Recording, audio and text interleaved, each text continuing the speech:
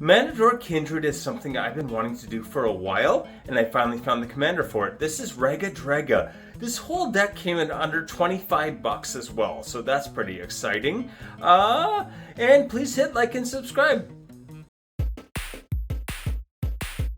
Okay, so this is part one. We're talking about the commander, which is Raggadragga, Goreguts Boss. So let's give him a quick read over to make sure we're all on the same page. He is a 2 red-green Agrul commander for this 4/4. He has 3 abilities. First one, each creature you control with a mana ability gets +2/+2. That is huge, and the impact on kind of the value engine, the math, really changes significantly right there. Whenever a creature you control with a mana ability attacks, untap it. So you can keep swinging with your all your Mana Dorks, and they're going to be untapped to use for mana anyway. Whenever you cast a spell, if at least 7 mana was spent to cast it, untap target creature gets +7/+7 and gains trample until end of turn. +7/+7 and trample. Also untap, and yeah, you do have to spend 7 mana, at least 7 mana on just one spell. This isn't expend, right? Expend will count however many you spend throughout the turn. This has to be on one single spell, okay? That's kind of the major limitation built in there.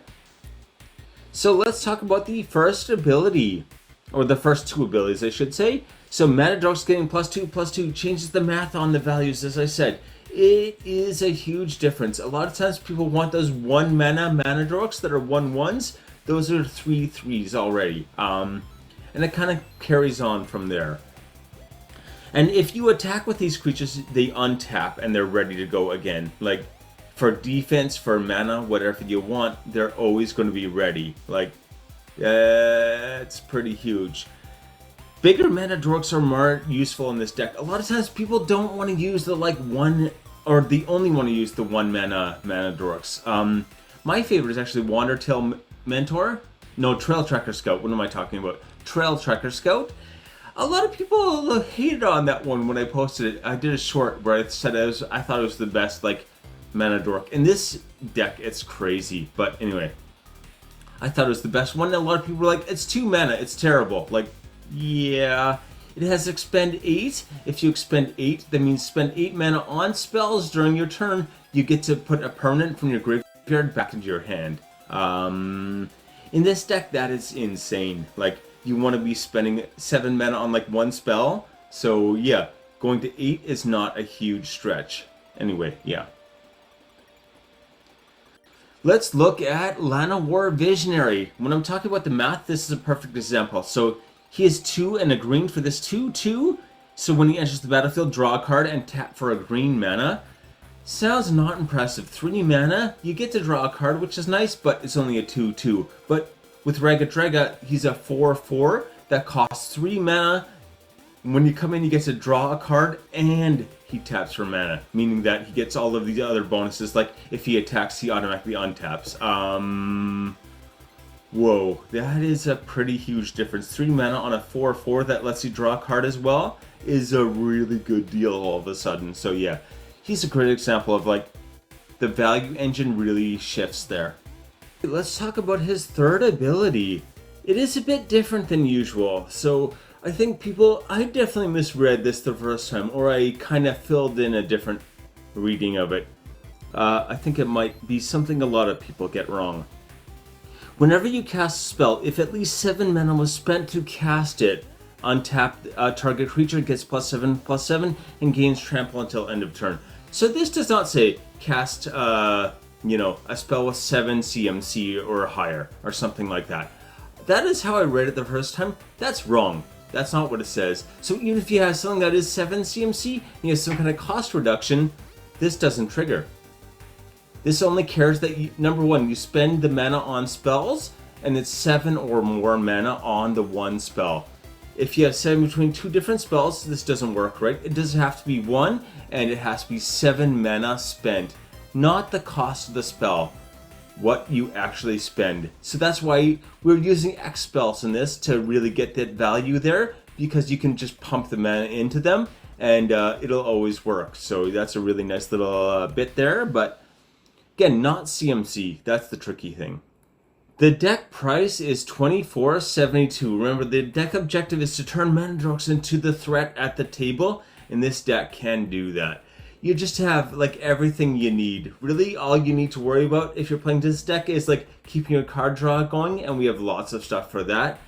Check the description for the link to this deck, and if you put this deck together, let me know how it works. I had one person in particular say they had tried out one of my decks and they really liked it, so that was good. I'd love some feedback because I live in South Korea. I can't really pick up most of these without paying a really ridiculous amount. Anyway,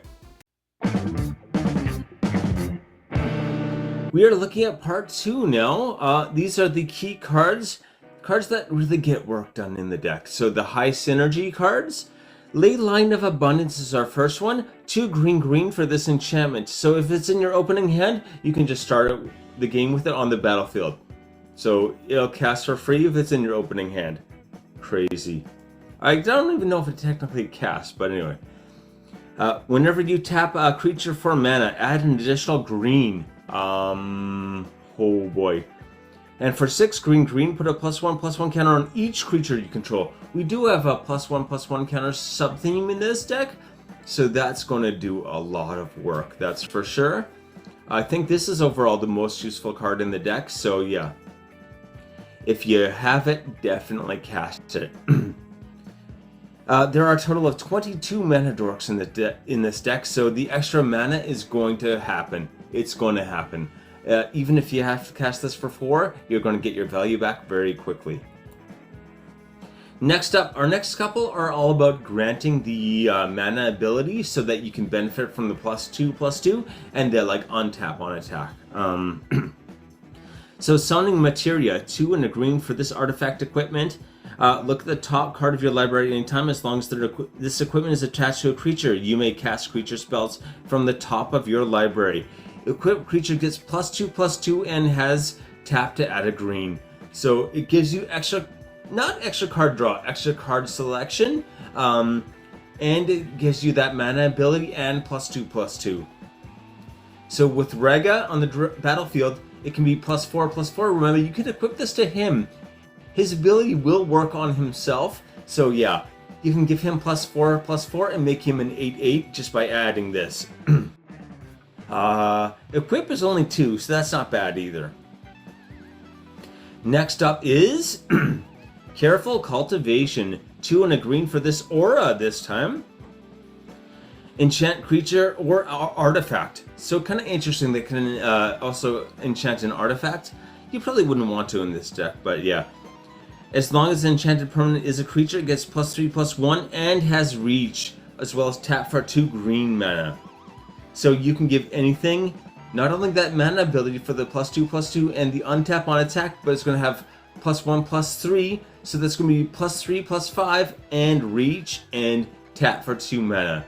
So you can attack with this and have it untapped with reach as a blocker that can be pretty intimidating to probably just about anything. Even if it's a 1/1 you put it on, this is going to be, what, 4/6 with reach? Like, that's not too shabby. And it also has a discard ability we kind of don't care about, frankly, so I'm not going to bother. Electro Dominance. This is, again, we have many X spells in this deck. I actually didn't count. I think at least 5, but anyway. This is one of the best ones, but it's also one you kind of have to remember exactly how it's worded because it makes a difference. So it's X red. Electro Dominance deals X damage to any target. You may cast a spell with a mana value X or less from your hand without paying its mana cost. Okay? So you do get an extra thing for free. Basically, if you cast this for 5 red, that's 7. That activates Goreguts' ability, or Raggadragga's ability. Anyway, so you get to untap something. One thing I meant to point out is that you don't have to use this on a tapped creature. You can use it on an untapped creature still. If it is tapped, it'll untap. If it's not tapped, don't worry about it. Anyway. But with this X spell, with this spell that you get for free, let's say you cast this for 9 and cast the spell that has 7 CMC. Does that activate Goreguts again? No, it doesn't, because you don't spend any mana to cast it. So yeah, Goreguts would not activate double with this, unfortunately, but it's still a very useful spell to have access to. The final high synergy card is Bramble Familiar. For 1 and a green, this is an elemental raccoon creature, a 2/2. He has tap to add green. Also, 1 and a green, you can discard a card and return him to your hand from the battlefield. And you can do this over and over and over. Why would you want to? Because he's also got an adventure. He has a sorcery. Fetch quest, 5 green, mill 7 cards. Then put a creature, enchantment, or land card from among the milled cards into the battlefield. So this auto casts the thing right away. And it doesn't care what the casting cost is or what the CMC is, it'll do it. So yeah, you can kind of just go through and take whatever is most useful and keep throwing it into the battlefield, and then you can cast him as a creature, and then you can return him to your hand, and then cast him as a sorcery again. Just do this in a loop over and over and over. So yeah, if you want him as a Mana Dork, no problem. He's a 4/4 for 2, pretty good. Also, you can just keep using this fetch quest. Fetch quest 7 mana sounds not good, but in this deck it's amazing because it means you get to just keep triggering Raggadragga's ability over and over and over. Alright, we're getting to part 3 here, which is the plan. What are the deck objectives? How do we want to win? What can this do? Usually, we always want to ramp. Is my first step in every other deck. My first step in this is actually utility. I want utility. So yeah. Mana Dorks, of course. Mana Dorks are very important. We're going to look at some of the best Mana Dorks. Granting a mana ability. This will give everything that +2/+2 and, or anything I should say, that +2/+2 and the untap on attack. That is just huge. Next up, you just want to end the game, but that's actually getting to our next section. But yeah, here we go. Okay. Utility. Once again, with 22 Mana Dorks, we're not doing ramp first. So yeah. What we do want is a little bit of fixing just to like cover our bases. So we got Riveteer's Outlook. This is not the only fixing, of course, in the deck, but yeah, when it enters the battlefield, sacrifice it. When you do, search a library for a swamp, mountain, or forest, put it into the battlefield, and gain 1 life. So basically, mountain, forest, whatever you need, just go get it, and you gain a life as well. Sure, why not? Bonder's Enclave. You can tap it for 1 colorless, or for 3 and tap, draw a card, activate only if you control a creature with power 4 or greater. Remember, even if your Mana Dork is a 2/2, it is a 4/4. So you're going to be able to like pay 3 to draw a card, kind of whenever you want. So if you need it, it's there. Mosswort Bridge. This is an amazing one. I mean to put in every single deck that has green. I always forget, but didn't this time. Hideaway 4. So when this land enters, look at the top 4 cards of your library, exile 1 of them face down, and put the rest on the bottom of your in a random order. This enters tapped, tap for a green, and for 1 green you may play the exiled card without paying its mana cost if creatures you control have total power 10 or greater. Very easy to do in this deck. If you have 3 Mana Dorks, you probably already have 10 or greater, so yeah. That'll get done. Rogue's Passage. So you can tap it for a colorless or pay 4 and tap it to make 1 creature unblockable. Especially commander damage, that's it right there.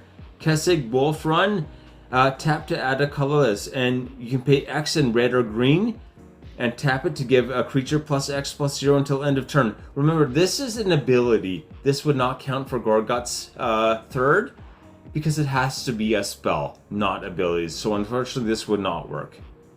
Now we're going to look at some of the best Mana Dorks in the deck. It's hard to choose, frankly, but I gave it my best shot. Elvish Mystic. This is a very blasé one, but it gets the main point across. It's 1 green mana for this 1/1 that taps for 1. It's a 3/3 in this deck. That's the only thing that's really important. It's a 3/3, and you can tap and untaps. So this 1 mana thing kind of gets a little more impressive in this deck. Armored Scrapgoater is a 1 and a green for this 0/3. Again, it's 0, so usually you do 0 damage. This is a 2/5 in this deck. It gets +3/+0 as long as it has 3 or more oil counters on it. You can tap to add 1 mana of any color. So oil counters, as soon as it gets oil counters, 3 of them, it becomes a 5/5 in this deck for 2 mana. And whenever Armored Scapegoater becomes tapped, exile target card from a graveyard. What? Put an oil counter on it. So yeah, every time you tap it, you can exile a card from someone's graveyard. That's your graveyard 8 covered right there. It can solve a lot of problems, that's for sure. And also you can tap for mana, meaning during someone else's turn, you can tap it and yeah, get mana and use that to exile a card out of their graveyard. So if they're doing a bunch of shenanigans, you have a way to interact with it.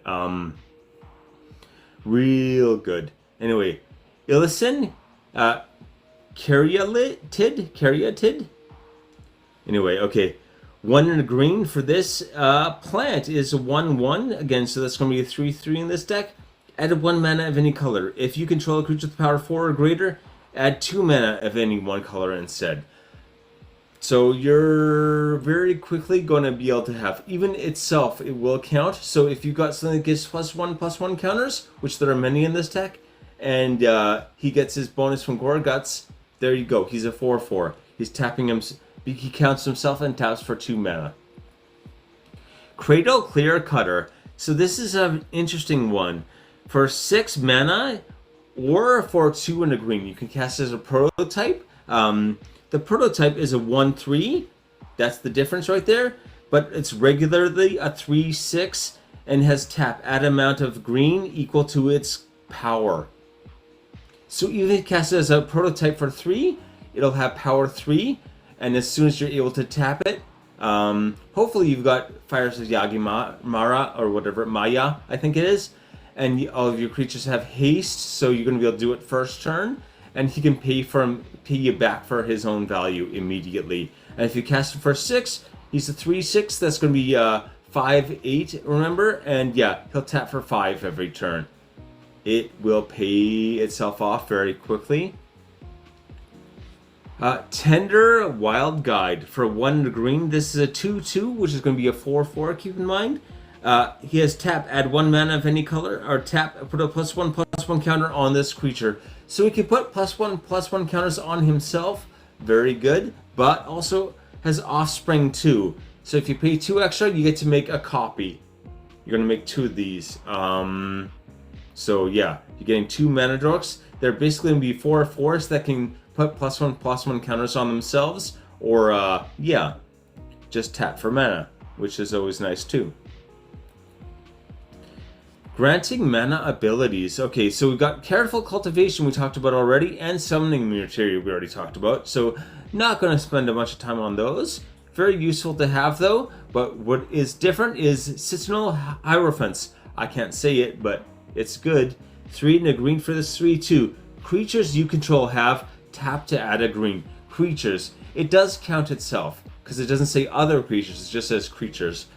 So everything on your board, including your commander, is going to be count as a Mana Dork now, and you're going to give +2/+2 to everything. So really what he does is add a tap ability and +2/+2 and untap on attack. Like, crazy. Rishkar Pima Renegade for 2 and a green again. This is an Elf Druid 2/2. So when he enters the battlefield, put a +1/+1 counter on up to 2 target creatures. Great start. And each creature you control with a +1 or with a counter, any counter on it, has tap to add a green. So all of those +1/+1 counters you're putting down are now going to make them into Mana Dorks, so which gives them the +2/+2 and all of the other benefits. Whoa, yeah. Alright, so this is part 4 where we talk about winning. That's pretty important, right? We always like to have a way to win the game. Okay, first one I'm going to look at is the commander damage. We got the 2-handed axe, that's 2 in a red, and is an equipment that has equip for 1 in a red, and whenever equipped creature attacks, double its power until end of turn. So this is going to double your power right off the bat. You're going to combine it with something like Fire Shrieker that gives double strike. So basically you'll do 4 times the damage. with those two. Two-handed axe also has an adventure though. It has an instant that you can use as an adventure. So for 1 red, target creature you control gains double strike until end of turn. So you can cast it for its adventure for 2, and then cast it for as an equipment for its 3, and then equip it for 2, and then you're going to have that ×4 effect from just the 1 card. Also, we've got Rogue's Passage, which once again, pay 4 mana, tap, make your commander unblockable. There you go, instant knockout commander damage. I would note that he's a 4/4, so even at 4 times, that's only 16. You need at least like a +2 on him to get to commander damage. We've got so many ways to do that in the deck, I thought I wouldn't worry about it. Alright, this is actually kind of like a whole bunch of options on this one. It's not a specific win con kind of thing. So no blocking. We've got Cosmotronic Wave for 3 red. It deals 1 damage to each creature your opponents control, and no blocking. None of the creatures can block. So it's going to kill some creatures, but it's going to like make it all, so they all can't block. Once again, so much you can do with even just 1 turn of no blocking. Next up, speaking of no blocks, Champion of Lambholt, one of my go-tos here. 1 green for this human warrior. Human, unfortunately for Grumgully. 1/1. Creatures with power less than Champion of Lambholt's power can't block creatures you control. So everything with lower power cannot block her. She's a 1/1 though, so that kind of means nothing at the beginning, but whenever another creature enters the battlefield under your control, put a +1/+1 counter on Champion of Lambholt. Don't forget you have things like Speaker of Tejuru that is going to let you just put a whole pile of +1/+1 counters on something. So if she's out, there you go. You can just make it so none of your opponents are allowed to block your stuff. And yeah, once again, Rogue's Passage to keep in mind to make 1 thing unblockable. Next up is just pummel them. We're going to be able to build that army up so quickly that it will probably be faster than other people with all of our Mana Dorks and all of our low cost things. So we've got lots of ways to take advantage of that. Well, 3 ways I should say. Overwhelming Stampede, 3 green. Until end of turn, creatures you control gain trample and get +X/+X, where X is the greatest power among creatures you control. Pretty useful in commander damage win con as well. Preposterous Proportions, speaking of. 5 green. Remember, that's 7. It costs 7, so this would also give you +7/+7 for 1 creature. Creatures you control gain +10/+10 and vigilance until end of turn. So 1 creature is going to have +17/+17, vigilance and trample until end of turn. Boy. And if you use that on Goreguts, Raggadragga I should call him. That +17 is really important because 17 + 4 is 21, and that's commander damage, right? So this is like your one-shot thing. Anyway, Return of the Wild Speaker for 4 green. This is modal. You can choose to draw cards equal to the greatest power among creatures you control, which is a serious option, or non-human creatures you control get +3/+3 until end of turn. The vast majority of this deck is not human. We got elves, we got plants, we got elementals, we got all kinds of things. Mostly not. I think there's 3 humans in the deck. Goreguts unfortunately does have human, but still, probably going to be something that you might want to use for card draw, or you can just win off of it. Board wipe, you lose. Okay, so this is a bit more of a complicated one. So Stalking Vengeance, 5 red. For this avatar, it has haste for this 5/5. Whenever another creature you control dies, it deals damage equal to target player equal to its power. So yeah, you're going to be increasing their power with all these +1/+1 counters and things like Speaker of Tejuru. Again, so let's talk about that. It's X green and has multi-kicker 1, meaning for every 1 extra you pay, you can target another creature. Choose target creature, then choose target creature for each time the spell is kicked. Put +1 X +1/+1 counters on each of them. So again, if you cast this for 5 green, that's your 7. You're giving something +7/+7, and yeah, you're going to just be able to like give that to a bunch of creatures as well. So like Champion of Lamholt is going to suddenly be an 8/8, and you're probably not going to be able to be blocked with just about anything. Next up, we have Chain Reaction, 2 red. So basically, you set this up, Stalking Vengeance, Speaker of Tajuru, give them this huge bonus to damage, and then Chain Reaction, blow up everything, right? It deals X damage to each creature where X is the number of creatures on the battlefield. So yeah. In the whole Battlefield and Commander game, you're probably going to be talking a good amount of damage. So you're going to wipe the board of everything, but you're also going to get the added advantage of like doing a pile of damage to the other players, quite possibly taking everyone else out of the game. Okay, we're looking at part 5. So what's important? Looking at some of the sub-themes and how to get more value out of the deck. Basically being prepared. Anyway, okay, so we've got, first of all, Grumgully the Generous. 1 red-green. For this 3/3, each other non-human creature you control enters with additional +1/+1. Again, it's only non-humans, but that's almost everything in the deck. I think there are 3 humans. Unfortunately, the commander is one of them, but anyway. Next up, we have Renata, Call to the Hunt, 2 green. Yeah, her power is equal to your devotion to green, so how many green pips you have, that's her power. That could make her scary. Each other creature you control with the enters the battlefield with a +1/+1 counter on it. So she puts a +1/+1 counter on every creature, no matter what. And they do stack, remember that? Helena and Elena, partners, 2 green-red. This is a 2/3 with first strike and reach. Nice combo. At the beginning of combat on your turn, put X +1/+1 counters on another target creature you control where X is this creature's power. So yeah, she's going to come in as a 2/3 or more. If Renata's out, be a 3/4. And at the beginning of every combat, you put +3/+3 on a creature. Do it to Goreguts, and he'll be powerhouse very, very quickly.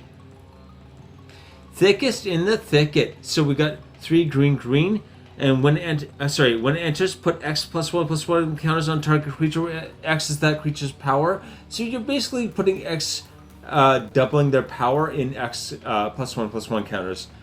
Super useful. Once again, think about using it on Goreguts if you already has some.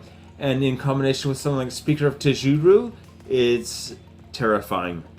At the beginning of your end step, draw 2 cards if you control a creature with the greatest power or tied for the greatest power. Good chance you have the greatest power, especially once this is out. So, yeah, 2 extra cards per turn. Noi. Inspiring Call. For 2 and a green, draw a card for each creature you control with a +1/+1 counter on it. Great start, and those creatures gain indestructible until end of turn. This is an instant, so most board wipes that are going to destroy all creatures, you'd be like, nah, I'll just keep them all. Or all of the ones that have +1/+1 counters, which should be all of them. So yeah, that'll get some work done. So now we're going to talk about the card draw. First up, we've got Goreguts Uprising. 2 and a green for this enchantment. Gives everything on the battlefield trample. Very useful in this deck. Also, when it comes in, if you control a creature with power 4 or greater, draw a card. If you control 10 creatures with power 4 or greater, still draw 1 card. The other thing it does is whenever a creature you control with power 4 or greater enters, draw a card. This is very good because it counts after any other like bonuses that come from entering effects. So if you've got like a Mana Dork, Goreguts +2/+2 is going to go on that. And also if you've got like Renata, giving it a +1/+1, it'll count those. It activates after those. So even if you've got a 1/1 Mana Dork, that's going to come in as a 4/4, and you're going to draw a card off of it. So this is kind of like cast a creature, draw a card over and over and over. Next up is Investigator's Journal. For 2 mana, this is an artifact clue. Basically, it's like a clue that stores other clues. When it enters the battlefield, it enters the battlefield with a number of suspect counters equal to the greatest number of creatures target player controls. Maybe someone's got a token deck or something. So yeah, you can pay 2, tap it, remove a suspect counter from this, draw a card. Also, you can pay 2 and sack it to draw a card. So usually you're going to be able to get just 1 extra card from this. per turn or 2. If you really need it, that extra card draw is going to be useful, I think. Probably have enough counters on it to last you till from when you cast it to the close to the end of the game, at least, if not the end of the game. Not something that's good in like your opening hand though. Colossal Majesty, 2 and a green for this. At the beginning of your upkeep, if you control a creature with power 4 or greater, draw an extra card. An extra card every turn makes a huge difference, especially if you start stacking this like Investigator's Journal and this, then you're going to be like not worrying about card draw, I think. Shamanic Revelation, 3 green. Draw a card for each creature you control. Also, it has Ferocious. You gain 4 life for each creature you control with power 4 or greater. Probably all of your creatures, so you're going to just gain a pile of life and get a bunch of cards. Kind of solving 2 potential problems you want to have. Return of the Wild Speaker. The modal on this that we're talking about right now is the card draw. Remember, for non-human only, whatever the highest power is, maybe Goreguts. Goreguts is a human, what am I talking about? But you're going to be drawing cards equal to that power, whatever it is, which can be huge, especially with like Speaker of Tejuru. If you use that, you probably got like a 7 or 8, and you're just going to draw cards equal to like however many you want, really. Alright, so we're going to talk about the tutors now, which are very important in any deck. Threats Undetected is our first one for 2 and a green. This is sorcery. Search a library for up to 4 creature cards with different powers and reveal them. An opponent chooses 2 of those cards, shuffle the chosen cards back into your library and put the rest into your hand. So you gotta get 4 with different powers. Not hard to do in this deck. We have a lot of overlapping abilities and things like that. So yeah, you can kind of get whatever you need, and even if they're putting things back, you're probably going to end up with something that's useful at least. Next up is Analyze the Pollen, my favorite tutor for green. As an additional cost, you may collect evidence 8. Exiling, that means exiling 8 mana value from your graveyard, and that's where this really becomes huge. Search the library for a basic land card. You can put it into your hand. Sure. If evidence was collected, instead search your library for a creature or land card. So any land or any creature. Reveal that card, put it into your hand, then shuffle. Yeah. That'll be whatever you need when you need it. Getting 8 mana value into your graveyard is not going to be super hard in this deck. Next up, Signal the Clans for a red and a green. This is an instant. You don't see a lot of tutors that are instant, so that's something to keep in mind. But anyway, search your library for 3 creature cards and reveal them. If you reveal 3 cards with different names, choose one of them at random and put the card into your hand. So there's a random aspect to it, but yeah, you're getting one of 3. Finding 3 things with overlapping kind of purpose is not difficult in this deck. A lot of times we care more about like getting counters down. We got more than 3 of those. High CMC, we have lots. I believe 4 that are over 7 CMC. So for threats undetected or Signal the Clans, this is more than good enough. Last up are high CMC creatures. We got Triplicate Titan for 9. Is a golem, a 9/9, and when it dies, it creates a 3/3 golem, with flying, a 3/3 golem creature with vigilance, and a 3/3 with trample.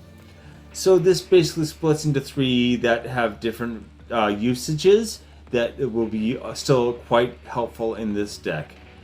Stalking Vengeance, we've talked about already, so I won't go over again, but yeah, it is 7 in total, which is what is important, and yeah, turning into WinCon is not that difficult.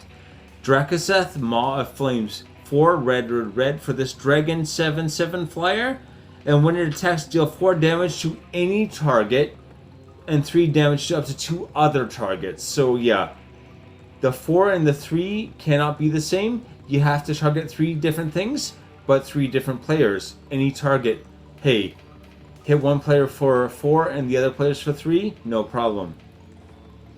Atarka World Render for 5 red-green. This is 6/4 flying trample, and whenever a dragon you control attacks, including itself, it gains double strike. So this is going to be 6-4.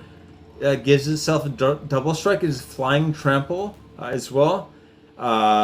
So throw like summon materia on this or something, and it'll be 10-8. Like, wow.